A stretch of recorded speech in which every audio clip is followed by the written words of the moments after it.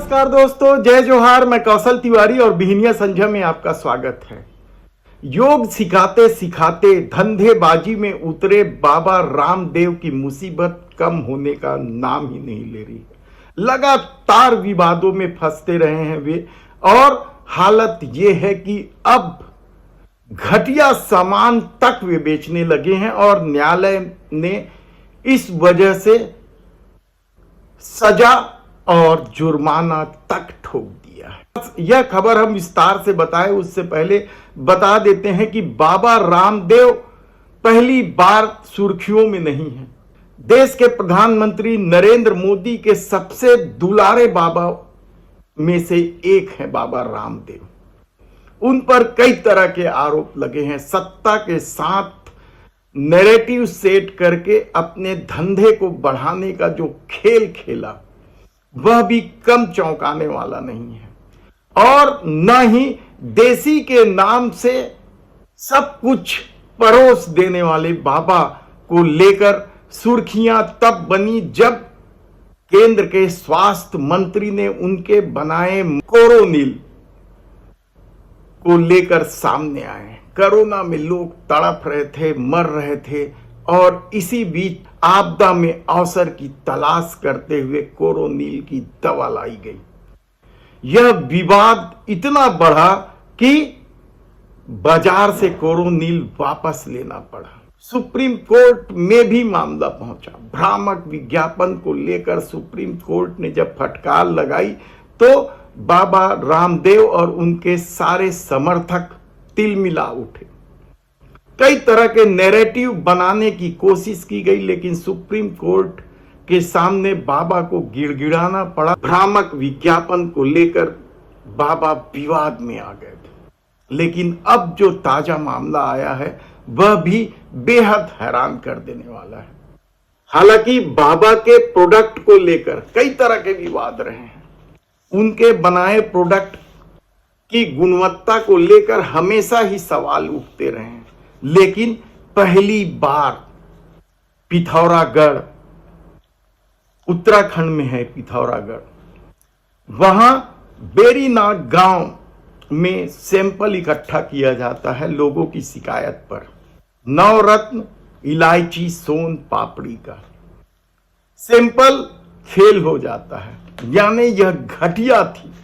लोगों के स्वास्थ्य के साथ खिलवाड़ किया जा रहा था और इसे लेकर लंबा कानूनी दांवपेच चलता रहा। पतंजलि प्राइवेट लिमिटेड ने इस बीच इसे साजिश तक करार दिया था, लेकिन सैंपल तो फेल हो चुका था और इसे लेकर मुख्य न्यायाधीश संजय सिंह ने फैसला सुनाया। फैसला क्या सुनाया?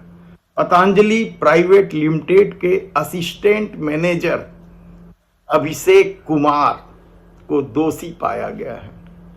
इसी तरीके से जो डिस्ट्रीब्यूटर है पिथौरागढ़ क्षेत्र के अजय जोशी, उससे भी दोषी माना गया। और जो दुकानदार बेच रहा था, पतंजलि मेगा मार्ट के नाम से बकायदा शोरूम बनाया गया था, उसके मालिक लीलाधर पाठक, इन तीनों को 6 माह की सजा तो हुई है, अर्थदंड भी दिया गया।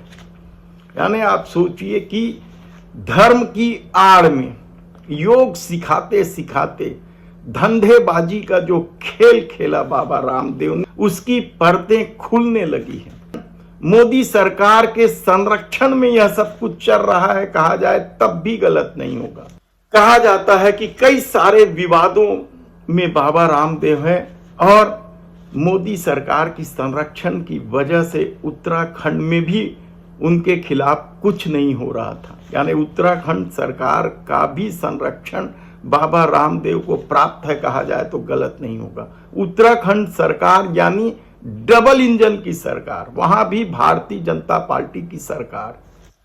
तब ऐसी परिस्थिति में अब एक प्रोडक्ट को लेकर घटिया बता दिया गया है, तो क्या बाकी प्रोडक्टों की भी जांच होगी? क्या बड़े पैमाने पर जांच की जरूरत नहीं है?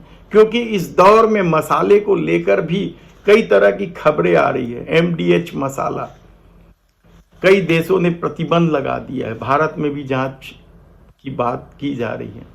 आप याद कीजिए कि किस तरीके से वैक्सीन बनाने वाली कंपनी से इलेक्ट्रॉल बॉन्ड खरीदा गया था और यह इलेक्ट्रॉल बॉन्ड के खरीदते ही वैक्सीन लॉन्च हो गया था।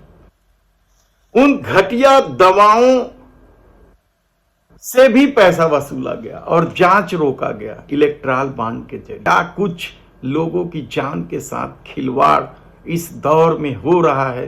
क्या यह आम आदमी को परेशान नहीं करता है? आप खुद सोचिए कि मोदी सरकार के इस दौर में किस किस तरह के खेल हो रहे हैं। धन्यवाद।